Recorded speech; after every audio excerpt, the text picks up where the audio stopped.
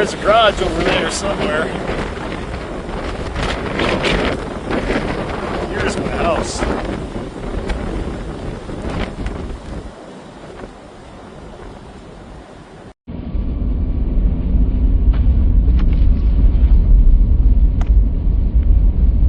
A powerful winter storm slammed Michigan, USA, and produced heavy snowfall, strong winds, and widespread disruption across the state. The event peaked from March 15th to 17th, 2026, when snow accumulation and wind intensity combined to create the most challenging conditions for travel, infrastructure, and public services. In addition to deep snowfall, strong winds generated significant blowing and drifting snow, with drift heights likely exceeding several feet and surpassing 8 feet in open and exposed areas, further worsening visibility and making many roads impassable. Northern Michigan and the Upper Peninsula received the highest snowfall totals. In these areas, snow accumulated without significant breaks, and measured depths reached around 30 inches. A specific reporting location recorded totals approaching 50 inches, reflecting the peaks of accumulation in isolated zones where snow bands remained parked for extended periods. These deep accumulations created immediate challenges for snow removal operations and mobility. City and county road crews shifted to round-the-clock operations, but the speed of snowfall limited progress on many rural and secondary roads. In the Lower Peninsula, snowfall totals were lower, generally ranging from a few inches up to around 10 inches. Despite lighter overall accumulation, these amounts were sufficient to affect normal activity.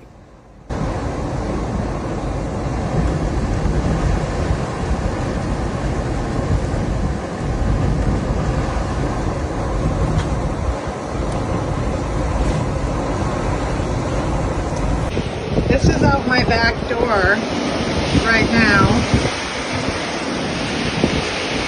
Not pretty. Tried to shovel a little bit. In urban centers and along major corridors, crews maintained continuous plowing.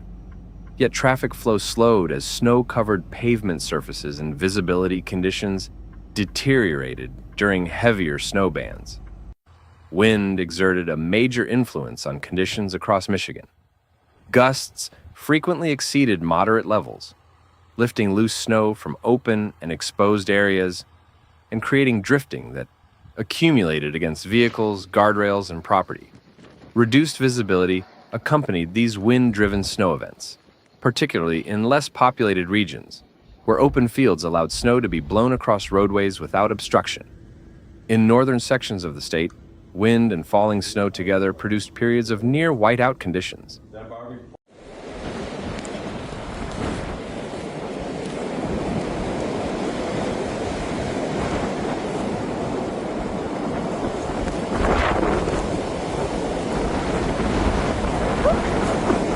Road advisories expanded as conditions deteriorated, and in several counties, non-essential travel was discouraged until conditions improved. The storm's impact extended to critical infrastructure. More than 100,000 utility customers lost electrical service as heavy snow and wind stressed above-ground lines.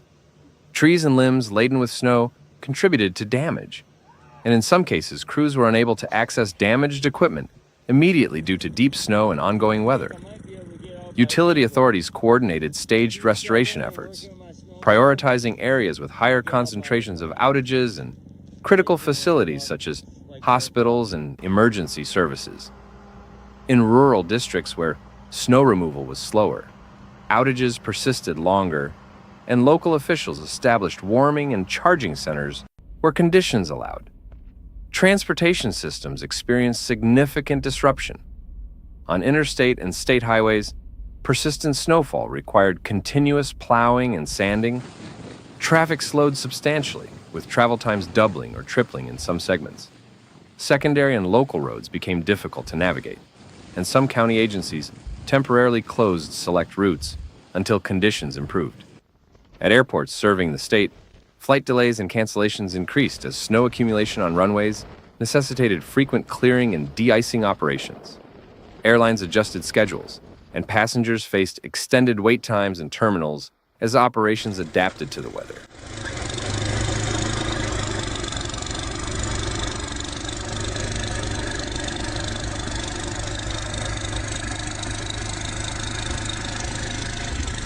You gotta send it to me.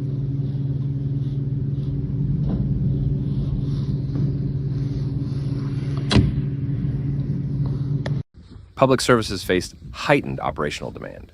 School districts in affected regions closed campuses or shifted to remote instruction during the height of the storm, prioritizing student and staff safety.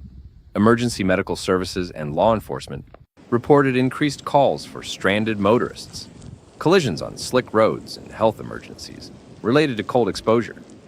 Dispatch centers managed high volumes, coordinating resources for situations that ranged from traffic incidents to residential power failures. Economic effects were felt across multiple sectors. Retail operations in heavier snow areas saw reduced customer turnout on peak storm days, while supply and delivery services rescheduled routes due to road conditions.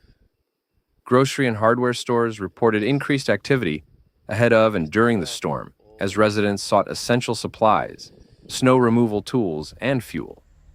Employers in affected regions adjusted schedules, with some industries authorizing remote work where feasible, and others delaying start times for safety. The effects of this storm varied significantly across Michigan's geography.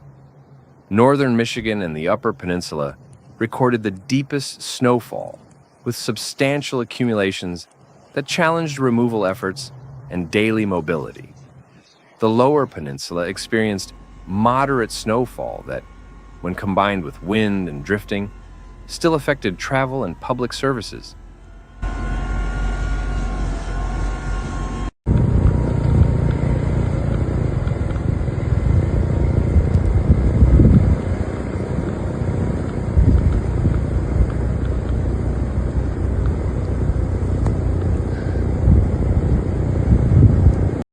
All right, let's check the situation out now. Tis definitely gotten worse. Across the state, infrastructure systems responded to service interruptions and increased operational demands. Experts say the Michigan snowstorm occurred when a strong low-pressure system moved northeast from the western U.S., bringing moist air from the central and southern states into the cold Arctic air over the region. They note that this combination caused heavy, sustained snowfall, particularly in northern Michigan and the Upper Peninsula, and that the storm's slow movement allowed snowbands to repeatedly pass over the same areas, producing the highest accumulations. The peak of the storm, centered around March 15th, marked the transition from accumulating snowfall to focused response and recovery. Agencies responsible for transportation, utilities, emergency services, and public safety moved from storm readiness into extended operations to restore normal conditions. By the time snowfall tapered, communities were evaluating impacts and planning for recovery, including clearing snow from public spaces, restoring full utility service, and addressing residual impacts on travel and economic activity. Thanks for watching Severe Weather, where we break down the facts behind nature's most intense moments. If you found this video helpful, please like, comment, and subscribe. Your support keeps this channel going. Hit the bell so you never miss a real, calm, and clear report. See you in the next one. Stay informed, stay safe.